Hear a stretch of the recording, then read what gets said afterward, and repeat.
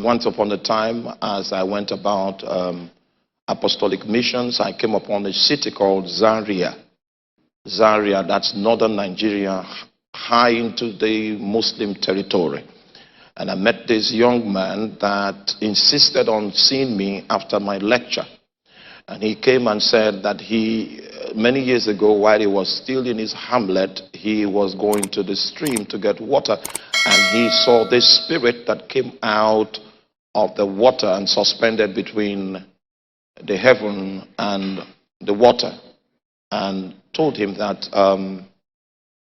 hey, we've been looking for you, we want to give you some wisdom. Are you interested in the kind of wisdom that we want to give? And he said, well, I'm interested. Why? I didn't know I was so important. You were looking for me. I'm here. Well, the Spirit began to educate the young man and to tell him how to set up a shrine. Now, based on the little physics I had studied in school, which is a very long time now, I was able to understand it with physics. The instructions that the Spirit gave this young man in an attempt to set up a shrine. And those of you that have never been to Africa, please visit Africa. There's something called a shrine, and I'm going to try as much as possible to explain what it is. Because what you know is Oxford and Cambridge, but there's another kind of education. May the Lord give you understanding. In Jesus' mighty name. So this guy received instructions from the Spirit on how to set up a shrine. And the reason for the shrine is it's a technology that is designed to trap. Please stay with me. Stay with me. It's designed to trap the dimensions of that spirit. It's a technology that is intended to make something that is in another context to be trapped in this context. Right? So that's what a shrine is about. And it will interest you to know that what we're about to read concerning the temple is that the temple was built with the dynamics of a shrine. So that the dimensions of God can be trapped in a physical location. And just in case you want to encounter God, you won't need to travel into the spirit realm. You just go to a physical location and you encounter God. Do you understand what I'm talking about?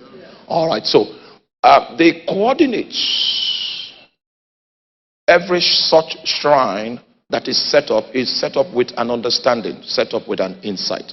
And the insight is that the dimension of the spirit that is in interest, as the case may be, must be replicated. Must be what?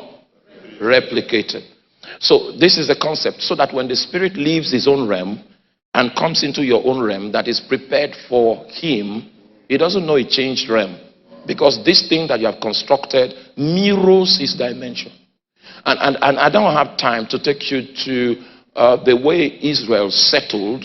When they traveled and they wanted to settle, they settled according to a certain pattern that is consistent with what Moses saw in the realm of the spirit. It was within that scope of settlement, that pattern of settlement that they were in, and the dimensions of the realm that was mirrored in their settlement pattern was alive with them. That was why Balaam was not able to curse Israel. It was alignment in terms of pattern. We have structural alignment. That was the basis of the revival that took place in the book of Acts of the Apostles. Now, the first time Peter preached, how many people gave their life to Christ?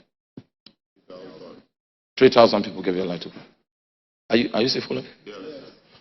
Just follow the book of Acts and then see the progression of the number of people that in each case that gave their life to Christ. You will see a very structural kind of growth. It's mathematical. You can make a formula out of it. That's structural alignment. That's the kind of thing that Moses taught the children of Israel, that it was impossible to curse the children. An enchanter could not curse them because of alignments. So this guy came and constructed that shrine, and when he did, the Spirit began to appear to him and to give him insight, give him wisdom, and then he became a wise guy in his hamlet, and people were coming to consult with him.